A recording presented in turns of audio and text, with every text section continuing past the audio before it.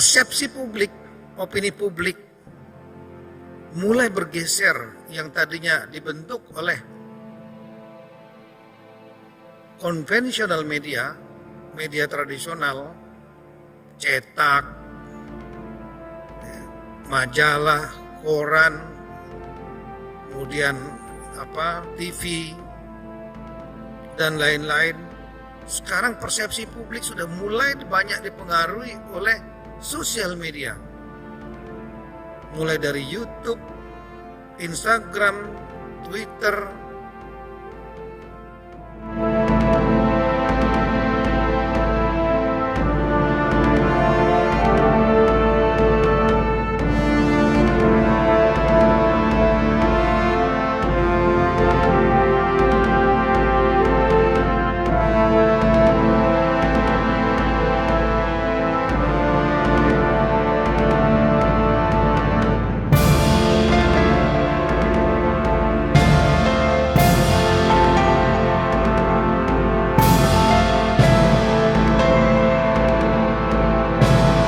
Diberikan tepuk tangannya untuk Kementerian Dalam Negeri dan Anda semua selaku ASN.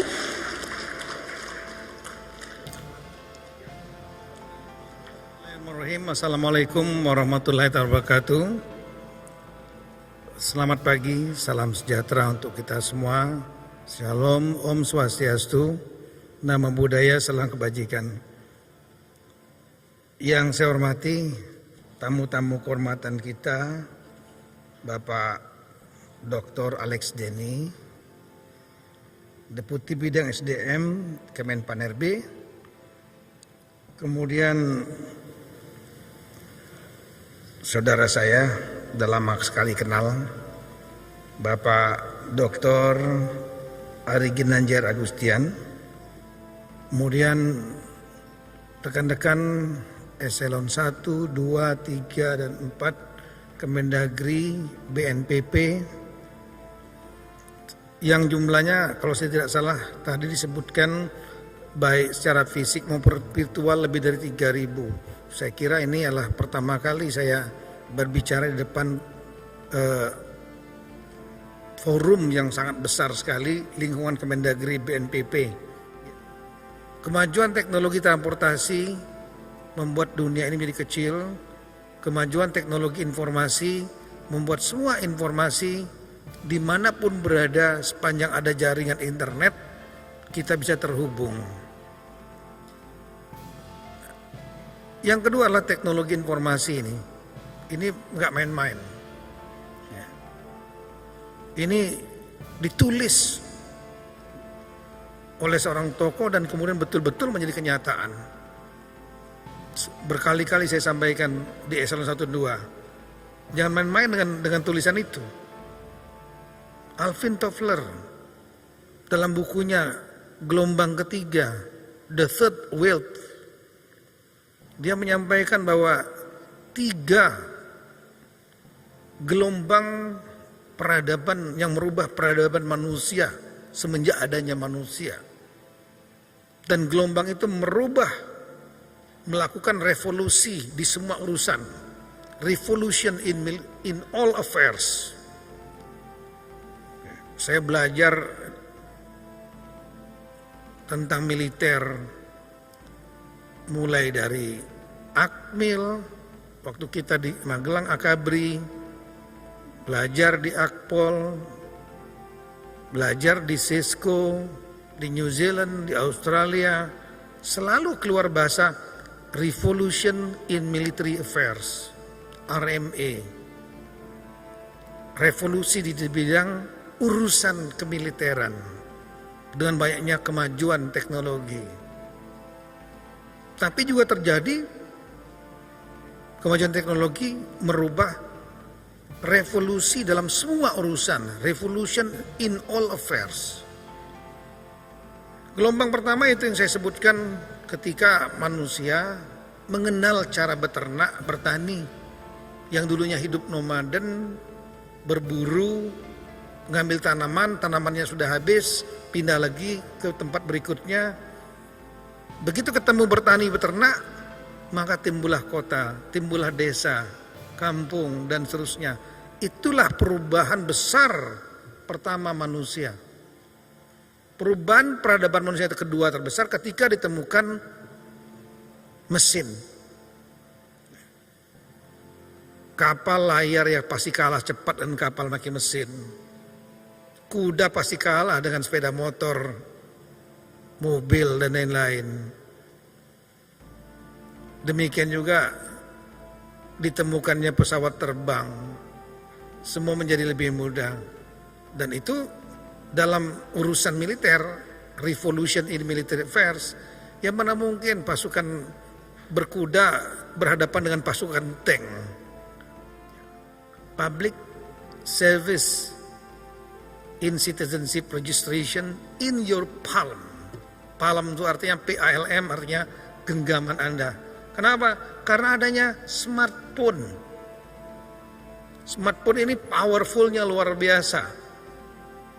Ini adalah number one friend, tapi number one enemy juga. Kenapa? Karena semua rahasia kita ada di sini. Sedemikian pentingnya smartphone ini, bayangkan saja kita bisa menggoogle apa aja, buying, shopping online, segala macam. Ini membuat teknologi informasi, membuat dunia lebih terbuka.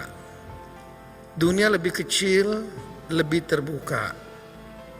Dan sekarang mulai muncul fenomena baru akibat barang ini yang disebut dengan sosial media. Kalau kita baca berbagai buku, terjadi battle between conventional media dengan social media. Persepsi publik, opini publik mulai bergeser yang tadinya dibentuk oleh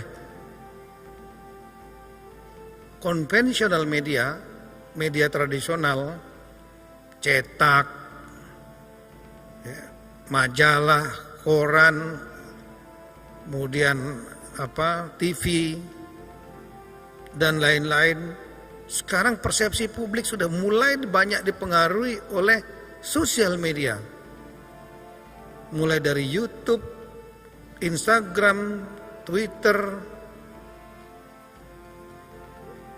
bahkan yang tertutup, grup-grup tertutup, WhatsApp group, Telegram group, dan lain-lain.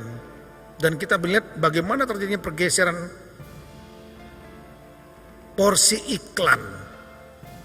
Porsi iklan, banyak sekarang perusahaan-perusahaan menggunakan sosial media, YouTuber segala macam, influencer.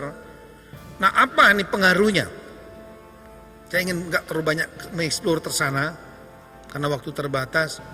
Pengaruhnya adalah keterbukaan, transparansi, memotong birokrasi.